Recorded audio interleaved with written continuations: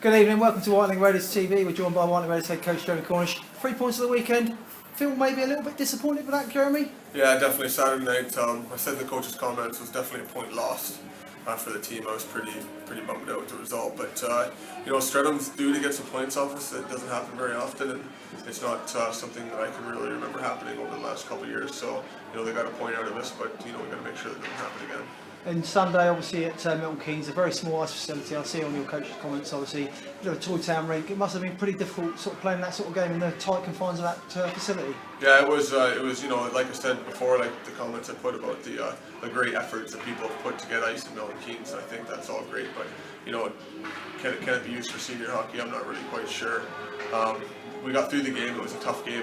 As probably, people come here to play against us, they probably feel the same thing. But this rink was really, really small to the point where you couldn't really get the 10 players to move across the officials. It was really difficult. And from a, like I say, pleasing aspect, still 3 points out of possible 4, and you're still in touch with the leaders and Victor, obviously, and Chelmsford up there right at the top. I believe we're top of the table for our memory serves me right. Last time I looked, and changed. I think Chelmo is above us, but I think the rest of us, the 2 other teams, are tied in points. And it's what we wanted. September we set out to be around the top of the league, right, making a push to the end. So, that's what's important to our club. We want to be in the contention every weekend, right up until the end of the year. And I suppose down the tail end of the stretch of the season, you literally just got to sort of focus on the teams, like I say, in the mid-table area, trying to get the points off them and do well against obviously the top 2 teams, especially away from home.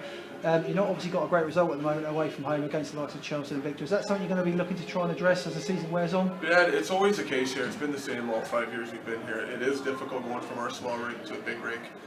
But with the players I brought in, I thought that wasn't going to be as much of an issue. But it is as we get into habits of playing at this rink and trying to play the same way when we go away. And it's really difficult, but it's something that we have to press on with and improve on as we go. And like I say, you touched on your comments obviously as well on the website. You're scoring a lot more goals this year. Maybe at the back end, you're not quite as strong as you normally been as the forte of this team over the last few years. Yeah.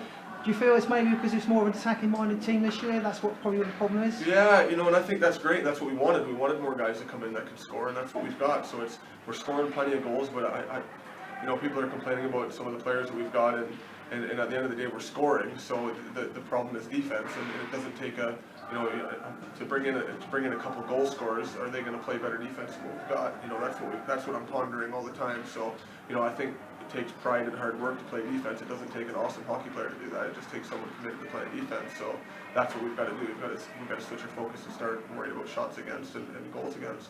And just finally, you've got the transfer deadline coming up at the end of January. Is there something you're still talking the idea of maybe bringing some players in, possibly? No, I'm always looking. It's a non-stop looking. Like I said in the comments, every coach is always looking. So it's just a matter of who wants to travel across the soil and 3 times a week to train and play. So that is always the trick. And we've got a good group in the room now that are committed to playing here. So to break that up, to bring someone in that may not enjoy it when they get here, or someone that isn't going to be as committed as the rest of the guys.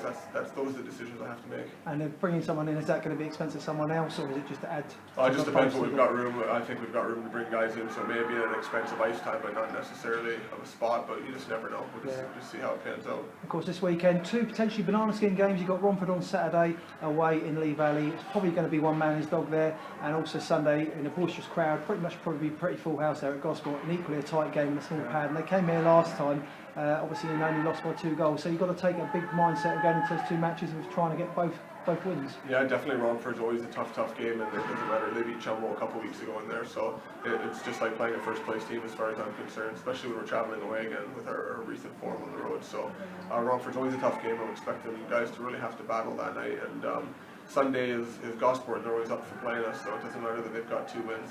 What matters is that they're always up for playing us, so we have to make sure we're ready. Hopefully we'll talk to you next week with hopefully the news you've got 2 wins, and good luck on the weekend, and thanks for joining us, Kerry. Great, thanks. Cheers.